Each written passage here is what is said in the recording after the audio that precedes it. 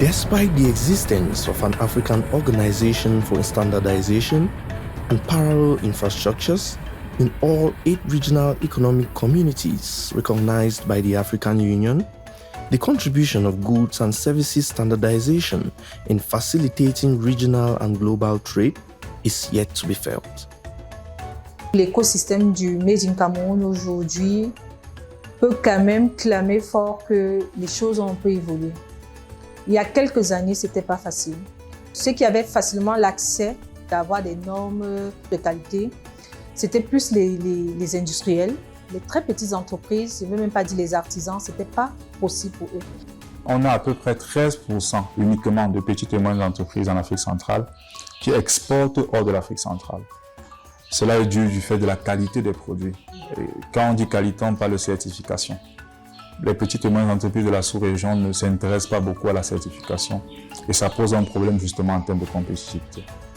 United Nations expectations to leverage this tool for SDGs 1, 5 and 8 respectively, aiming at eradicating poverty as well as promoting gender equality, decent work, economic growth, seem to be going down the drain as research findings provide a sobering reflection on the state of the industry.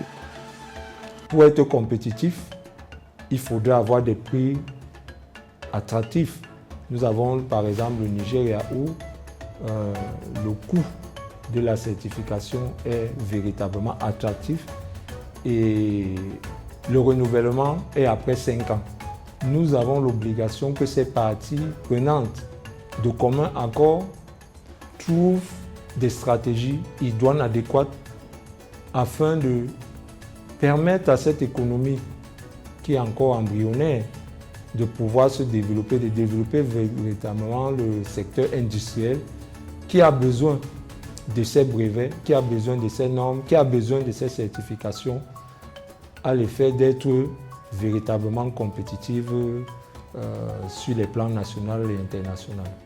Some common challenges facing the standardization of SMEs, goods and services have been identified as follows: lack of information and awareness, financial constraints, bureaucratic and legal challenges, infrastructure deficiencies, lack of technical expertise, enforcement and compliance issues, corruption and bribery, market access, competition, lack of government support. Les parties prenantes jouent leur rôle, mais pas suffisamment.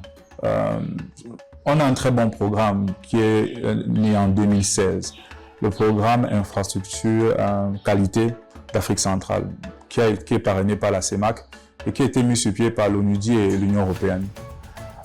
Mais il patine en termes d'efficacité, parce que les acteurs ne jouent pas totalement leur rôle, les acteurs ici qui sont les États.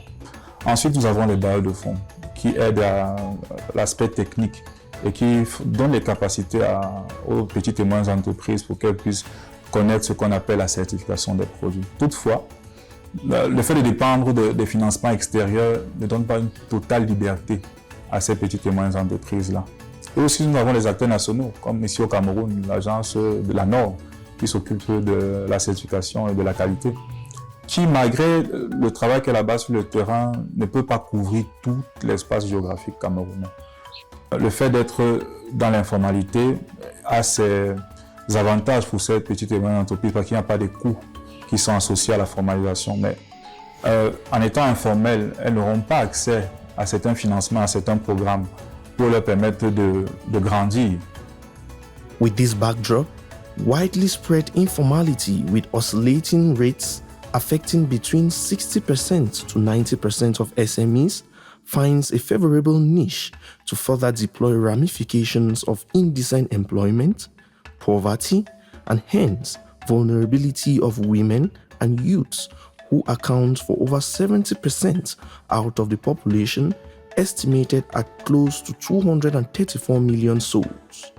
According to the United Nations, 51.1% of young workers in Central Africa live in a precarious or extreme poverty, with an even more concerning statistics from the women estimated at 80.72%. Here is the question: What policies can governments in a sub-region implement to guarantee consumer protection, ascertain the quality and safety of goods and services, as well as make SMEs more competitive? Si je prends l'exemple du Lanacom, vous allez vous rendre compte que pour faire les analyses de son produit, on utilise un intrant. Et si l'intrant a été importé, il va coûter cher. Ce que nous avons fait au niveau du ministère des PME, c'est de réunir ces entrepreneurs par secteur d'activité à l'effet de bénéficier rapidement et facilement de ces analyses de ces produits, que ce soit dans l'agroalimentaire, dans la cosmétique et autres. Nous les sensibilisons, nous leur montrons le bien fondé d'avoir des produits de qualité, des produits normés, des produits certifiés. Et l'année passée, nous nous sommes retrouvés avec une centaine de produits des entrepreneurs où chaque entrepreneur devait seulement payer une somme modique de 20 000 pour l'analyse de ces produits. Nous suggérons que ce mécanisme soit digitalisé. Le ministère des Mines a toute une initiative pour accompagner les PME dans la réduction du coût élevé des certifications et des normes. Il n'y a pas un cadre réglementaire, c'est pourquoi nous avons demandé à l'État camerounais de nous mettre sur pied un label qui sera vérifiable, qui sera certifiable. Et à partir de cela, on pourra donc savoir que pour avoir un produit de qualité sur le marché, pour conquérir même le marché, par exemple, sous-régional, voici le processus. It is obvious this would be a great step towards leveraging the creativity of entrepreneurs in the region, facilitate migration of businesses from the informal to the formal sector, accelerate intra-regional or international trade, and help to strengthen the fight against poverty. Mais ce que je peux prioriser aujourd'hui pour que le gouvernement accompagne véritablement et sinon efficacement le jeune entrepreneur, c'est aller véritablement sur le terrain. Beaucoup de nos administrateurs qui sont dans les bureaux climatisés, ils ne connaissent pas la réalité du terrain. Je pense que s'ils arrivent sur le terrain et qu'ils voient les difficultés que ces entrepreneurs ont, même d'avoir l'espace, c'est-à-dire où on peut construire une unité de production, ils se diront ce n'est pas facile. Parce que pour avoir une norme, il faut avoir une unité de production aux normes aussi. Alors l'entrepreneur qui est jeune, il n'a pas ce titre foncier, il ne peut même pas bâtir, il n'a même pas les moyens de bâtir une unité de production. Comment il va venir acheter la norme?